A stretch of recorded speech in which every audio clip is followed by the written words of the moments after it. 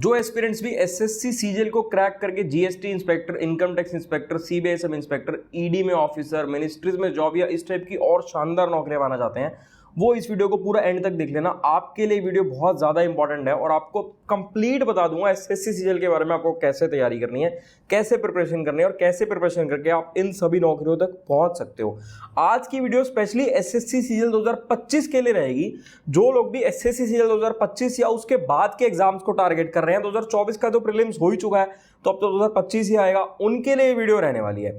आप लोगों को अपने बारे में बता देता हूं। मेरा नाम निशांत कपूर है। मैंने एसएससी सीजीएल अपने फर्स्ट अटेम्प्ट में क्रैक करके, जो मेरा एम था, जो मेरी फर्स्ट प्रेफरेंस थी, जो कि जीएसटी एंड कस्टम इंस्पेक्टर है, वो मुझे मिल गया था। उसके बाद मैंने 2 बार और एसएससी सीजीएल दिया था, क्योंकि मेरी उस एग्जाम की ज्वाइनिंग नहीं आई थी। उसकी ज्वाइनिंग से पहले ही और SSC CGL, next SSC CGL और उसके अगला सीजीएल हो गया था, तो मैंने वो दोनों भी क्रैक करे थे। मैंने एसएससी सीपीओ भी अपने फर्स्ट अटेम्प्ट में बहुत अच्छा स्कोर किया था, लेकिन मैं आगे उसके फर्दर स्टेप्स में नहीं गया था, क्योंकि मेरा एम ही सीजीएल था, मुझे वही नौकरी चाहिए थी। आज हम एसएससी सीजीएल के बारे में कंप्लीट डिस्कस कर लेंगे, कुछ भी नहीं छोड़ेंगे। अगर आपको सीजीएल के बारे में ज्यादा कुछ नहीं पता है तो आप इस वीडियो को पूरा एंड तक देख लेंगे, तो आपके मन में कोई डाउट रहने वाला है नहीं। आपको सब कुछ पता चल जाएगा। आपको कैसे प्रिपरेशन करनी है, किन बुक से पढ़ना है, क्या टाइम टेबल रखना है, किन रिसोर्सेज से पढ़ना है, कहां से पढ़ना है, ट्रिक्स कहां से सीखने हैं, सिलेबस क्या है, यानी कि कंप्लीट इंफॉर्मेशन मिल जाएगी। पहले आपको बता देता हूं कि एसएससी सीजीएल में लगभग 40-50 अलग अलग टाइप के डिपार्टमेंट्स होते हैं, 40-50 अलग अलग टाइप की नौकरियां होती हैं, जैसे कि GST inspector, income tax inspector, CBI, ED, MEA, CSS, इस टाइप की बहुत शानदार, बहुत सारी नौकरियां होती हैं। जिन लोगों को एसएससी सीजीएल के बारे में बिल्कुल भी नहीं पता ना, वो मेरी ये वाली वीडियो देख लेना। ये मेरी वीडियो है एसएससी सीजीएल क्या है। इस वीडियो में मैंने कंप्लीट एसएससी सीजीएल के रिगार्डिंग एक एक पॉइंट क्लियर किया गया है। लेकिन जो अभी मैं वीडियो बना रहा हूं, जो अभी वीडियो करंटली देख रहे हो, इस वीडियो में मैं मेनली स्ट्रेटेजी पर डिस्कस करूंगा।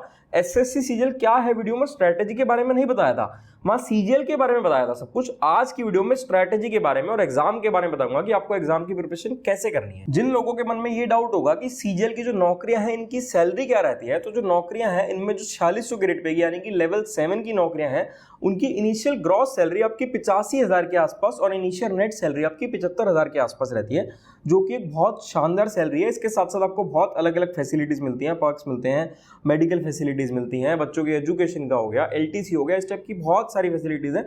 वो मेरी एसएससी सीजीएल क्या है वीडियो में आपको सारी डिटेल्स मिल जाएगी। अब हम एग्जाम पैटर्न और उसके बाद एग्जाम स्ट्रेटेजी और प्रिपरेशन के बारे में बात करेंगे। सबसे पहले आपका टीयर 1 होता है। टीयर 1 क्वालिफाई करने वाले टीयर 2 देते हैं, और टीयर 2 क्वालिफाई करने वाले आपका फिजिकल, मेडिकल और डीवी, ये सारी चीजें देते हैं। सबसे पहले हम टीयर 1 के बारे में अगर बात करें, टीयर 1 में आपके 4 सेक्शन आते हैं, मैथ्स, रीजनिंग, इंग्लिश, जीके। चारों सेक्शन से 25-25 सवाल आते हैं। हर सवाल 2-2 नंबर का होता है, यानी कि हर सेक्शन हो गया 50+ नंबर का। टोटल 100 सवाल हो गए, टोटल पेपर हो गया 200 नंबर का। ये सिर्फ क्वालिफाइंग इन नेचर होता है, मेरिट बेस्ड नहीं होता। इसके मार्क्स आपके फाइनल मेरिट में नहीं जुड़ते हैं। आपको सिर्फ इसे क्वालिफाई करना है। एक मिनिमम कट ऑफ निकलती है, उस कट ऑफ से ऊपर वाले सभी लोग टीयर 2 एग्जाम को दे पाते हैं। इसमें नेगेटिव मार्किंग भी होती है। सही सवाल होने पर +2 मार्क्स मिलते हैं, गलत सवाल होने पर 0.5 मार्क्स की नेगेटिव मार्किंग, यानी कि अगर सवाल सही हुआ तो 2 नंबर मिल जाएंगे, अगर सवाल गलत हो गया तो जो 2 मिलने थे वो तो मिलेंगे ही नहीं, साथ में 0.5 मार्क्स और डिडक्ट हो जाएंगे। और अगर आपने सवाल अटेम्प्ट ही नहीं करा तो कोई दिक्कत नहीं है, ना मार्क्स कटेंगे ना मार्क्स आपको मिलेंगे, मतलब वही 0 पर है, ना कोई नेगेटिव हो रहा है ना कुछ पॉजिटिव हो रहा है। तो जो मैं आज स्ट्रेटेजी बताऊंगा, उस स्ट्रेटेजी में हम इस टीयर 1 में टारगेट बनाकर चलेंगे 200 में से 160 नंबर का। वैसे जो कट ऑफ होती है वो 160 नंबर नहीं जाती। अगर मैं यूआर कैटेगरी की बात करूं तो 160 नंबर कट ऑफ नहीं जाती 200 में से, लेकिन फिर भी हम टारगेट 160 नंबर का बनाकर चलेंगे। और 160 नंबर स्कोर करना कोई बहुत बड़ी चीज नहीं है, सुनने में हो सकता है आपको लग रहा होगा, लेकिन अगर आप अच्छे से प्रिपरेशन करेंगे तो इजीली अचीवेबल है। अब कुछ लोग सोच रहे होंगे क्वालिफाई तो करना है, इतने ज्यादा मार्क्स क्यों लाने हैं? भाई क्वालिफाई तो करना है, लेकिन मेंस भी तो देना है ना। मेंस तो मेरिट बेस्ड है और मेंस में भी यही सब चीजें आनी है, और टीयर 1 और मेंस के बीच में ज्यादा समय आप लोगों को मिलता नहीं है। तो हम जो अपनी प्रिपरेशन करेंगे वो ऐसे करेंगे कि मेंस और टीयर 1 यानी कि प्रीलिम्स मेंस दोनों की प्रिपरेशन साथ साथ होती चले, कहीं पर भी कोई दिक्कत ना आए। अब टीयर 1 के बाद अगर हम टीयर 2 की बात करें तो टीयर 2 में भी यही चारों सेक्शंस आते हैं, मैथ्स, रीजनिंग, इंग्लिश, जीके। इसके साथ साथ एडिशनल कंप्यूटर और टाइपिंग आता है, उसके बारे में बात करेंगे। पहले मैथ्स और रीजनिंग की बात करें, सेशन 1 होता है मैथ्स और रीजनिंग, सेशन 2 होता है इंग्लिश और जीके। मैथ्स और रीजनिंग दोनों से 30-30 सवाल आते हैं, हर सवाल 3-3 नंबर का, यानी कि 90 नंबर की मैथ्स और 90 नंबर की रीजनिंग। इंग्लिश और जीके, इंग्लिश से 45 सवाल आते हैं, जीके से 25 सवाल आते हैं, हर सवाल 3-3 नंबर का, यानी कि 135 नंबर की इंग्लिश, 75 नंबर की जीके। टोटल पेपर हो गया 390 नंबर का। टोटल 130 सवाल हुए और पेपर हुआ 390 नंबर का, क्योंकि हर सवाल था 3 नंबर का। नेगेटिव मार्किंग यहां पर 1 नंबर की है, यानी कि सही होने पर तो 3 नंबर मिल रहे हैं, गलत होने पर 1 नंबर कट रहा है। और ये मेरिट बेस्ड है, जो आपका टीयर 2 है ये मेरिट बेस्ड है। इसी के बेसिस पर आपकी रैंक डिसाइड होगी, इसी के बेसिस पर आपको नौकरी मिलेगी कि आपको कौन सी नौकरी मिल रही है, 4600 ग्रेड पे मिल रहा है या 4200 ग्रेड पे मिल रहा है, यानी कि कौन सा लेवल की नौकरी मिल रही है, जो आपकी प्रेफरेंस है वो आपको मिल पा रही है या नहीं मिल पा रही है। हम टीयर 2 का टारगेट बनाकर चलेंगे 340 नंबर का। 390 में से 340 नंबर इजीली अचीवेबल है, अगर आप ढंग से प्रिपरेशन करेंगे तो इजीली अचीवेबल है। अगर इस 340 को भी मैं डिवाइड करूं कि हमें टारगेट कैसा बनाना चाहिए, तो देखो मैथ्स में 90 में से 85, रीजनिंग में भी 90 में से 85, इंग्लिश में 135 में से 130 और जीके में 75 में से 40। मेरे हिसाब से आप ये लगाकर चलो, जीके में मैंने 40 नंबर काफी कम बता दिए क्योंकि जीके थोड़ी सी जो है ना, मतलब इतनी इजी नहीं है, आपको लग रहा होगा, लेकिन जब आप एक्चुअल में पेपर दोगे तो आपको पता चलेगा कि जीके में ही सबसे ज्यादा दिक्कत आती है एस्पिरेंट्स को। मैथ्स, इंग्लिश और रीजनिंग, ये तीनों सेक्शंस तो क्या, अगर आपने ढंग से प्रिपरेशन कर ली तो शॉर्ट है कि आपके अच्छे मार्क्स आएंगे। जीके में कुछ भी श्योर नहीं होता, वो कहीं ना कहीं लक बेस्ड रहता है। तो इसीलिए जो मैं 340 नंबर बता रहा हूं मैंने इस टाइप से डिवाइड करे हैं। बाकी आप जीके में और ज्यादा ला पाओ तो बहुत अच्छी बात है, लेकिन मैथ्स, रीजनिंग और इंग्लिश, इनमें आपको लगभग पूरे नंबर लाने हैं। 5 नंबर तक मैंने सिर्फ आपको ग्रेस दिया कि चलो 5 नंबर तक कट सकते हैं, कोई दिक्कत नहीं है, इससे ज्यादा नहीं कटने चाहिए। मतलब ये एग्जैक्ट एक्यूरेट नहीं बताया मैंने आपको एक एवरेज सा बता दिया कि इतने मार्क्स आ जाए तो आपके 340 नंबर बनते हैं। अब इसके बाद आपका कंप्यूटर और टाइपिंग भी होता है। कंप्यूटर में 20 सवाल आते हैं, हर सवाल 3 नंबर का होता है, यानी कि 60 नंबर का कंप्यूटर होता है, 15 मिनट मिलते हैं, और टाइपिंग के भी 15 मिनट मिलते हैं। कंप्यूटर और टाइपिंग में कोई ऐसे कोई दिक्कत नहीं आती, अगर आप 15-20 दिन भी पढ़ लोगे तो इजीली अचीवेबल है, आप आराम से उसको क्वालिफाई कर पाओगे, आपको कोई भी दिक्कत नहीं आएगी। सीजीएल की प्रिपरेशन के लिए सबसे ज्यादा इंपॉर्टेंट है कंसिस्टेंसी और पेशेंस।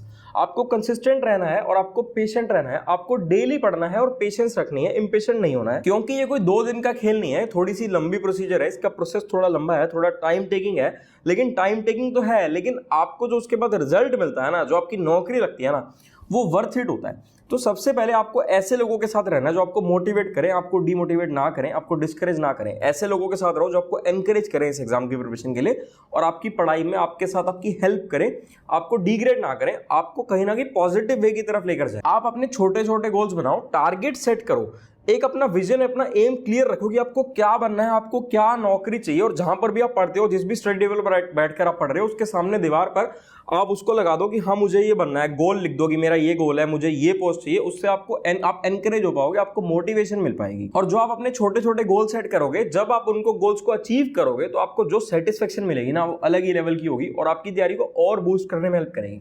अगर हम प्रिपरेशन की बात करें तो कायदे से सीजीएल की प्रिपरेशन 6 से 7 महीने में हो सकती है, अगर आप ढंग से अच्छे से पढ़ो।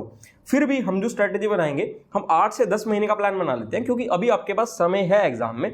8 महीने मानकर चलते हैं कि आपके पास 8 महीने है, लेकिन फिर बता रहा हूं कि 6 महीने में आप आराम से प्रिपरेशन कर सकते हो। अब हम सेक्शन वाइज स्ट्रेटेजी डिस्कस करते हैं। सबसे पहले हम स्टार्ट करेंगे मैथ से। मैं ये मानकर चलूंगा कि आपको कुछ नहीं आता, आप बिल्कुल जीरो लेवल पर हो, आपको कुछ भी नहीं आता, और जीरो लेवल से मैं आपको उठाऊंगा और जीरो लेवल से मैं आपको हीरो लेवल तक लेकर जाऊंगा। अगर हम अपनी स्ट्रेटेजी डिस्कस करेंगे तैयारी कैसे करनी है, तो सबसे पहले तो हमें चैप्टर वाइज पढ़ना है। मैथ्स की बात कर रहे हैं अभी, चैप्टर वाइज पढ़ना है, एक एक चैप्टर करके पढ़ना है। देखो चैप्टर, जो मेजर चैप्टर्स है ना, आपको स्क्रीन पर दिख रहे होंगे, ये आपके सारे चैप्टर्स हैं, आपको इन चैप्टर्स को पढ़ना है। बाकी क्या होता है कि चैप्टर्स को डिवाइड करना चाहो तो एक चैप्टर को आप 4 चैप्टर भी बना सकते हो डिवाइड करके, लेकिन मेजर ये चैप्टर है। और हम ये मानकर चलेंगे कि हम हर हफ्ते का एक चैप्टर खत्म करते हैं, यानी कि महीने के 4 चैप्टर खत्म करते हैं, तो इस हिसाब से आप 4 महीने में तैयारी कर सकते हो। अब हमारा सीक्वेंस क्या रहेगा प्रिपरेशन की, हमें तैयारी कैसे करनी है। आप या तो YouTube से पढ़ रहे होगे या आप कहीं किसी कोचिंग से पढ़ रहे होगे। आप जैसे भी पढ़ रहे हैं, चाहे YouTube वीडियो से चाहे कोचिंग से, आप वहां से पढ़िए। वहां से पढ़ने के बाद आप कॉन्सेप्ट समझिए, ट्रिक सीखिए। उसके बाद आपको अपना नोट्स का रजिस्टर बनाना है। देखो जैसे ये मेरा नोट्स का रजिस्टर था मैथ्स का, चैप्टर वाइज रजिस्टर है, एक रजिस्टर नहीं है, कई रजिस्टर है मैथ्स के, क्योंकि बहुत पतले पतले रजिस्टर हैं। या तो एक मोटा रजिस्टर बना लो या पतले पतले कई रजिस्टर बना लो, कुछ फर्क नहीं पड़ता, आपको नोट्स बनाना है। आपने कॉन्सेप्ट समझा, कॉन्सेप्ट पढ़ा, उसके बाद आपको नोट्स बनाने हैं। नोट्स में आपका चैप्टर वाइज नोट्स बनेंगे और हर चैप्टर के हर टाइप का एटलीस्ट एक सवाल जरूर नोट करना है। फॉर एग्जाम्पल आपने परसेंटेज से स्टार्ट करा, परसेंटेज पे से फॉर एग्जांपल हम मान लेते हैं 15 अलग अलग टाइप्स है, तो हर टाइप का एक एक सवाल इस नोट्स के रजिस्टर में जरूर होना चाहिए। ये नोट्स का रजिस्टर आपके लिए रामबाण रहेगा, आपके लिए बहुत इंपॉर्टेंट रहेगा, आपका बेस्ट फ्रेंड रहेगा। जब आप रिवीजन करोगे तो आपके बहुत काम आएगा। हर चैप्टर के बाद 15 शीट्स खाली छोड़ देना। जैसे परसेंटेज चैप्टर के नोट्स बना लिए, परसेंटेज चैप्टर के नोट्स के बाद 15 शीट्स आपको खाली छोड़ देनी है। वो मैं आपको आगे की वीडियो में बताऊंगा कि वो शीट्स मैंने खाली क्यों छोड़ी है। उसके बाद सेकंड चैप्टर स्टार्ट करना है। फर्स्ट स्टेप मैंने आपको बता दिया, कोचिंग से या यूट्यूब से जहां से पढ़ रहे हैं वहां से पढ़ना है। उसके बाद आपको अपना नोट्स का रजिस्टर बना लेना है। थर्ड स्टेप, आपको प्रैक्टिस करना है किताब से। आपको प्रीवियस ईयर क्वेश्चंस पर सबसे ज्यादा फोकस करना है और आप इस किताब से प्रैक्टिस करना। ये पिनाकल पब्लिकेशन की किताब है मैथ्स की, इसमें आपको प्रीवियस ईयर क्वेश्चंस मिल जाएंगे चैप्टर वाइज। आपकी एग्जाम प्रिपरेशन में बहुत ज्यादा यूजफुल रहेगी, क्योंकि प्रीवियस ईयर क्वेश्चन, देखो एसएससी का चाहे कोई भी एग्जाम हो, चाहे वो सीजीएल है, चाहे सीएचएसएल है, चाहे सीपीओ है, लगभग आपका 80 से 90% से भी ज्यादा पेपर प्रीवियस ईयर क्वेश्चंस पर ही बेस्ड रहता है। तो बेस्ट प्रिपरेशन के लिए प्रीवियस ईयर क्वेश्चंस रहते हैं और आपको इस किताब से प्रिपरेशन करना है। जितनी भी किताब बताऊंगा सबके लिंक आपको डिस्क्रिप्शन में मिल जाएंगे, आप आराम से वो बुक्स ले सकते हो और प्रिपरेशन कर सकते हो। आप जब अपने एग्जाम की प्रिपरेशन करोगे, जब सॉल्व करोगे सवाल, तो एक एक सवाल सॉल्व करना है। जैसे मान लेते हैं परसेंटेज चैप्टर आपने पढ़ा, पहले यूट्यूब से पढ़ा या कोचिंग से पढ़ा, फिर नोट्स बनाए, फिर बुक से पढ़ा। जब बुक से पढ़ा तो हर सवाल को सॉल्व करना। ऐसा मत करना कि यार इस टाइप के 2 सवाल तो कर लिए बाकी छोड़ देते, नहीं। नोट्स में मैंने बोला है कि एक एक सवाल नोट डाउन करना है, लेकिन जब किताब से पढ़ना है तो एक एक सवाल पढ़ना है। जब आप कॉन्सेप्ट समझ चुके होगे, नोट्स बना चुके होगे, तो काफी सवाल ऐसे होंगे जो आपसे एक बारी में ही सॉल्व करने पर हो पा रहे होंगे। जैसे आपने पढ़ा सॉल्व, मतलब सवाल किताब से देखोगे, सॉल्व तो कहीं A4 शीट पे या रजिस्टर में जहां भी कर रहे होगे, मेजॉरिटी ऐसे सवाल होंगे जो आपसे हो पा रहे होंगे, कुछ ऐसे होंगे जो आपसे नहीं हो पा रहे होंगे। तो उसके लिए आप पेन ले लो, किसी भी कलर का, ब्लू, ब्लैक, रेड, जो भी एक कलर का पेन लेना चाहो, कोई भी एक कलर का पेन ले लो और उस पेन से स्टार बनाते चलो कि ये ऐसा सवाल है जो मैंने कॉन्सेप्ट भी पढ़े, मैंने नोट्स भी बनाए और उसके बाद मुझसे सॉल्व नहीं हो पाया। ये मैं आगे बताऊंगा आपके लिए कहाँ काम आएगा। अभी हम फर्स्ट टाइम बुक को पढ़ रहे हैं, तो फर्स्ट टाइम हम किसी भी एक ही पेन से स्टार बनाते चल रहे हैं। ऐसा हमें हर चैप्टर के लिए करना है। अब ये करने के बाद हम चलेंगे मॉक टेस्ट पर। मॉक टेस्ट हम सेक्शनल मॉक टेस्ट भी लगा सकते हैं और कंप्लीट मॉक टेस्ट भी लगाने हैं हमें। तो जब हम मॉक टेस्ट करेंगे, अभी तो जैसे आप प्रिपरेशन स्टार्ट करेंगे, आपकी पूरी प्रिपरेशन तो होगी नहीं, तो परसेंटेज पढ़ रहे हो तो परसेंटेज के सवाल करोगे। तो परसेंटेज के सवाल आपने वो मॉक टेस्ट से करे, सेक्शनल मॉक टेस्ट से करे। आपसे जो सवाल नहीं हो पा रहे, आपको कुछ ऐसा नया देखने को मिला जो आपने कॉन्सेप्ट्स पढ़े थे उनसे अलग है, या जो आपने नोट्स बनाए, आपने किताब में प्रैक्टिस करी टाइप्स, उनसे कुछ अलग सवाल है, वो सवाल आपको नोट डाउन करना है। इसमें जो मैंने 15 शीट छुड़वाई थी ना आपसे, वो इसी के लिए छुड़वाई थी कि जब भी आप सेक्शनल मॉक टेस्ट लगा रहे हो या कहीं पर भी आपको कुछ ऐसा अलग सवाल मिला उस पर्टिकुलर चैप्टर का जो आपके कॉन्सेप्ट्स में नहीं था, आपके टाइप्स में नहीं था, वो उन 15 शीट्स में नोट डाउन होगा, जो आपके आगे रिवीजन में काम आएंगे। मैं आगे आपको बताऊंगा। बस आप लोगों को ना डरना नहीं है। अगर आप जो डर गया वो मर गया। देखो, ये वाली नीति आपको अपनानी है तो आप प्रिपरेशन बहुत अच्छे से कर पाओगे। इन चैप्टर्स वाले नोट्स के साथ साथ एक अलग रजिस्टर भी बनाकर चलना, मैथ्स रिवीजन रजिस्टर।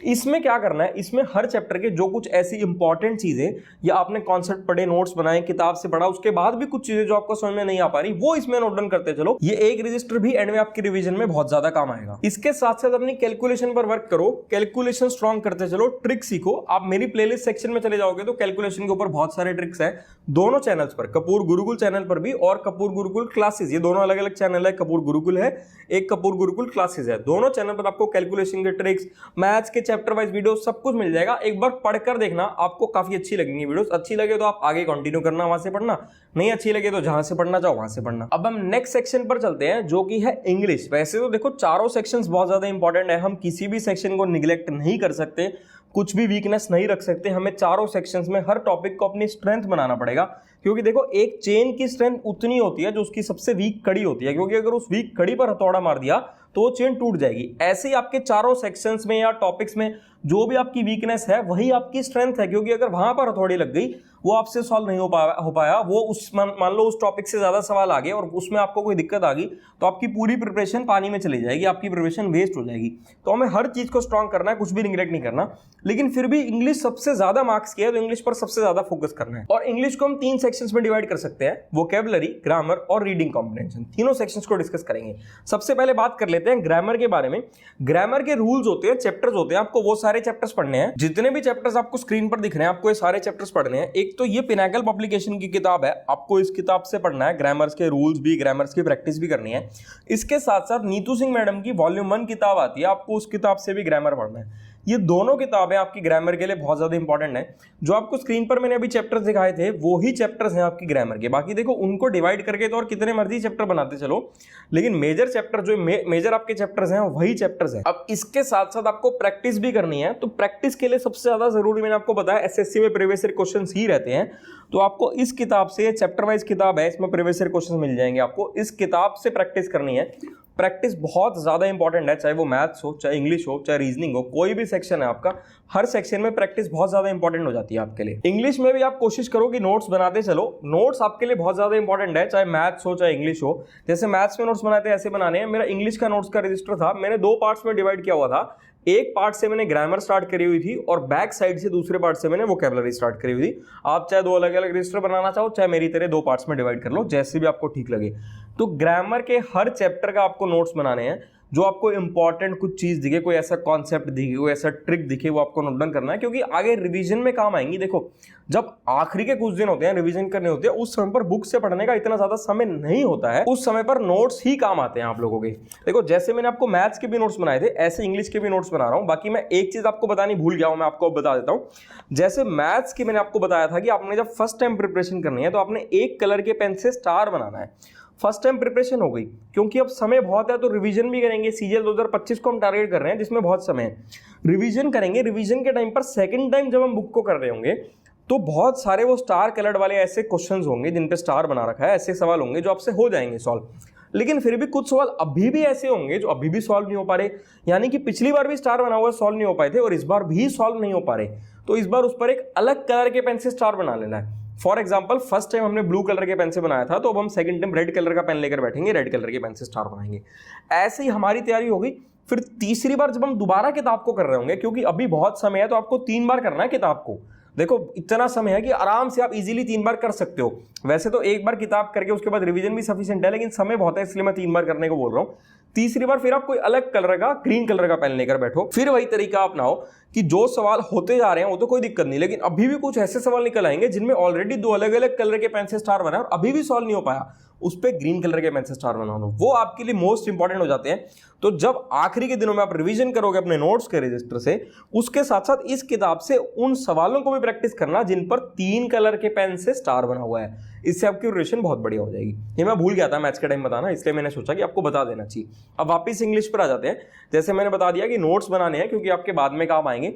सारे चैप्टर्स को कवर करना है और ग्रामर करनी है। आपको किताबें बता दी है कहां से आपको पढ़ना है, कहां से आपको प्रैक्टिस करनी है। इसके साथ साथ मॉक टेस्ट भी लगाने हैं। मॉक टेस्ट अभी मैं आपको पहले वोकैबुलरी और रीडिंग कॉम्प्रिहेंशन के बारे में बता देता हूं, उसके बाद मैं आपको मॉक टेस्ट के बारे में सारी चीजें बताऊंगा। अब हम पहले वोकैबुलरी की बात कर लेते हैं। देखो, वोकैबुलरी के लिए सबसे पहले तो ना आप लोगों को रटना नहीं है। आप अपने मन में ये चीज बना लो कि आपको रटनी नहीं है। ऐसा नहीं करना मेरे को 2000 वर्ड, 3000 वर्ड, 4000 वर्ड याद करना, नहीं। याद कुछ नहीं करना, सिर्फ और सिर्फ समझना है। ट्रिक से समझना है या रूट वर्ड से समझना है, जैसे भी आपको ठीक लगे। आप हमारे चैनल पर इंग्लिश प्लेलिस्ट में या वोकैबुलरी प्लेलिस्ट में जाओ, वहां ईशा मैम की वोकैबुलरी की वीडियोस देखो। आपको इतने अच्छे से वोकैबुलरी समझ में आएगी कि आपको लगेगा कि अच्छा, वोकैबुलरी इतनी ईजी भी हो सकती है क्या। हर वर्ड को ऐसे ट्रिक से समझाया गया, डेली लाइफ से रिलेट करके, कि आपको याद करना ही नहीं पड़ेगा। आप एक बार देख लोगे, समझ लोगे, बाद में जब भी वो सवाल आपके सामने आएगा तो आपको लगेगा अरे यार, ये तो कुछ भी नहीं है, बहुत ईजी है। ऐसे आपको वोकैबुलरी पढ़नी है। इसके बाद रीडिंग कॉम्प्रिहेंशन। रीडिंग कॉम्प्रिहेंशन आपकी प्रैक्टिस से और रीडिंग से इंप्रूव होगी। एक तो आपको प्रैक्टिस करते चलना है, जब आप मॉक टेस्ट लगाओगे तब भी प्रैक्टिस होगी। एक आपको रीडिंग करते चलना है।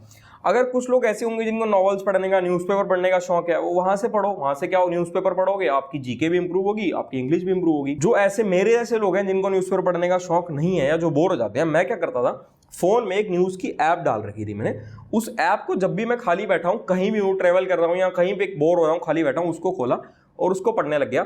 उससे एक तीर से 2 निशाने लगते थे। एक, मेरी रीडिंग हैबिट इंप्रूव हो रही है, रीडिंग करने मतलब बढ़िया हो रही है, अब रीडिंग कॉम्प्रिहेंशन। साथ साथ वोकैबुलरी मेरी इंप्रूव हो रही है, कुछ नया वर्ड देखने को मिल रहा है, उस नए वर्ड को मैं गूगल पर सर्च करूंगा और अपने इस रजिस्टर में नोट डाउन करूंगा। उसके साथ साथ मेरी जीके, मेरी करंट अफेयर्स भी तो इंप्रूव हो रही है। तो देखो, इतना सा करने से आपका कितना इंप्रूव हो रहा है। ऐसे छोटे छोटे चेंजेस अगर आप अपनी प्रिपरेशन में लाओगे तो इन छोटे छोटे चेंजेस से आपकी प्रिपरेशन काफी बूस्ट हो जाएगी, काफी अच्छी हो जाएगी। अब इस सब के बाद हम बात कर लेते हैं मॉक टेस्ट के बारे में, कि जब आप प्रिपरेशन कर रहे हैं, मॉक टेस्ट लगा रहे हैं, उसमें आपको क्या ध्यान रखना है। एक तो आपको सेक्शनल मॉक टेस्ट लगाने हैं, एक आपको कंप्लीट ओवरऑल मॉक टेस्ट लगाने हैं।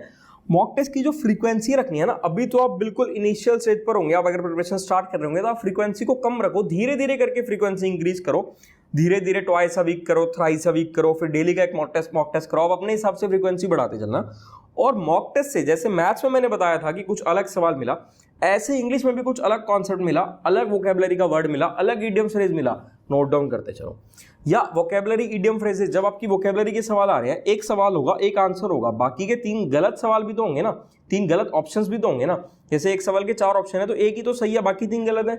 उन तीनों का भी मीनिंग सर्च करो, उनको डेली लाइफ से रिलेट करो और उनके ट्रिक्स बनाने की कोशिश करो, अपने रजिस्टर में नोट डाउन करो। ऐसे प्रिपरेशन करने से आपकी इंग्लिश काफी इंप्रूव हो जाएगी। जब मैं प्रिपरेशन करता था, जब मैंने पहला मॉक टेस्ट दिया था इंग्लिश का, मेरे 14 नंबर आए थे और मेंस में मेरे 190 प्लस नंबर आए थे। यही सब स्ट्रेटजी थी, इसी तरीके से मैं पढ़ा था। अब नेक्स्ट बात कर लेते हैं रीजनिंग के बारे में। मैथ्स और इंग्लिश की बात कर ली, अब रीजनिंग और जीके की बात करेंगे। रीजनिंग वैसे तो बहुत ज़्यादा इजी होती है, लेकिन कुछ लोग इसको निगलेक्ट कर देते हैं, तो हमें निगलेक्ट नहीं करना है, हमें इसको भी पूरा समय देना है, पूरे प्रॉपर स्ट्रेटेजी से प्रिपरेशन करनी है। जैसे मैथ्स की तैयारी करी थी लगभग ऐसे ही रीजनिंग की तैयारी करनी है। सेम आपके स्टेप्स रहने वाले हैं। पहले आपको यूट्यूब से या कोचिंग से जहाँ से भी पढ़ना है वहाँ से ट्रिक सीखने हैं। उसके बाद आपको अपने नोट्स का रजिस्टर बनाना है जिसमें आपको अपने सारे कॉन्सेप्ट्स नोट करने हैं। यहाँ पर भी आप सीक्वेंस जो रखेंगे ना, जो आपको स्क्रीन पर दिख रहा है, कोशिश करो इस सीक्वेंस से पढ़ो। फिर भी सीक्वेंस चेंज हो जाए कोई दिक्कत नहीं रीजनिंग में ऐसी, लेकिन कोई टॉपिक मिस नहीं करना, कोई चैप्टर मिस नहीं करना। इसमें भी हमें टॉपिक वाइज और चैप्टर वाइज ही पढ़ना है। एक टॉपिक उठा लिया, जैसे मान लो फॉर एग्जाम्पल हमने क्लॉक उठा लिया या डाइस उठा लिया, एक कोई भी टॉपिक उठा लिया तो पहले उस टॉपिक को ही कंप्लीट कवर करेंगे, तभी नेक्स्ट टॉपिक पर जाएंगे। नहीं तो ऐसा नहीं करना कि खिचड़ी सी नहीं पका देने की, कभी कुछ टॉपिक पढ़ रहे कभी कुछ नहीं, ऐसे प्रिपरेशन नहीं होती। प्रॉपर प्लान्ड वे में प्रिपरेशन होगी तभी पेपर निकलेगा, तभी एग्जाम में आप क्लियर कर पाओगे। तो एक पर्टिकुलर टॉपिक को यूट्यूब वीडियो से या कोचिंग से पढ़ा और उसके बाद अपने नोट्स बना लिए उस पर्टिकुलर टॉपिक के। प्रैक्टिस हम करेंगे प्रीवियस ईयर क्वेश्चन से। एसएससी का कोई भी पेपर हो, प्रीवियस ईयर क्वेश्चन सबसे इंपॉर्टेंट रहते हैं, कोशिश करना है उन्हीं से पढ़ना है। सारी किताबों का लिंक आपको डिस्क्रिप्शन में मिलेगा और एक एक सवाल सॉल्व करना है। इस किताब से आप रीजनिंग की प्रैक्टिस कर सकते हैं।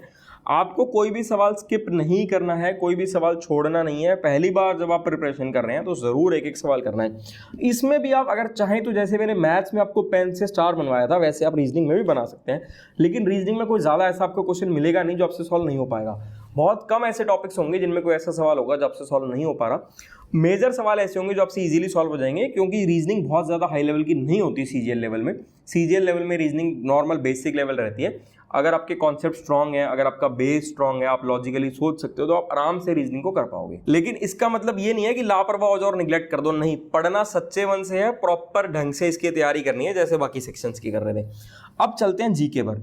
देखो जीके एक ऐसी चीज है जो आपकी गेम चेंजर बन सकती है। जब मैंने आपको स्टार्टिंग में स्कोर बताया था तो मैंने जीके में 75 में से सिर्फ 40 नंबर बोले थे। तो यहाँ 40 नंबर तक तो काफी एस्पिरेंट्स ले आएंगे, लेकिन 40 नंबर के बाद एक एक नंबर से गेम बदलती जाएगी, एक एक नंबर से रैंक बदलती जाएगी।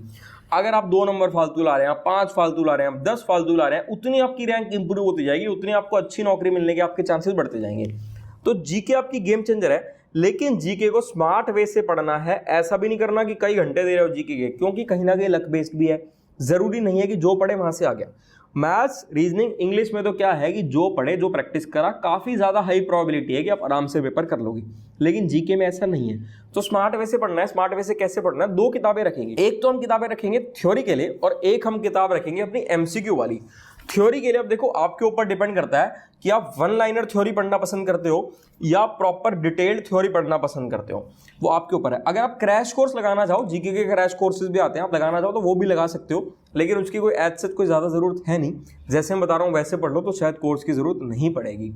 तो एक आप थ्योरी की किताब रखो, एक आप एमसीक्यू की किताब रखो जिसमें प्रीवियस ईयर क्वेश्चंस होंगे। इन दोनों किताबों को पढ़ो। डेली का टाइम फिक्स कर लो कि इतनी देर इस किताब को देना है, इतनी देर इस किताब को देना है। याद करने की कोशिश नहीं करनी, सिर्फ रीड करते चलना है। रीड करते चलेंगे तो जब आपका एग्जाम तक आप कई बार इन किताबों को रीड कर लेंगे। अभी बहुत समय है, तो अगर आप इन 2 किताबों को पढ़ोगे तो मुझे लगता है एग्जाम तक 3-4 बार आराम से इन दोनों किताबों को रीड कर लोगे, तो आपके मन में अपने आप चीजें बैठ जाएंगी। पेपर में सवाल आएगा, सवाल देखते आप कर पाओगे। या फिर भी अगर लगे कि क्रैश कोर्स लेना है तो आपकी इच्छा है, वैसे जरूरत है नहीं। जो मैंने आपको तरीका बता दिया इस तरीके से पढ़ो तो आराम से आप जीके में भी ठीक स्कोर कर पाओगे। इसके साथ साथ करंट अफेयर्स पर फोकस करना है। करंट अफेयर्स अभी मत पढ़ो, पेपर से 1-2 महीने पहले पढ़ना। 1-2 महीने पहले यूट्यूब पर वीडियोस देख लेना पिछले 2 सालों की।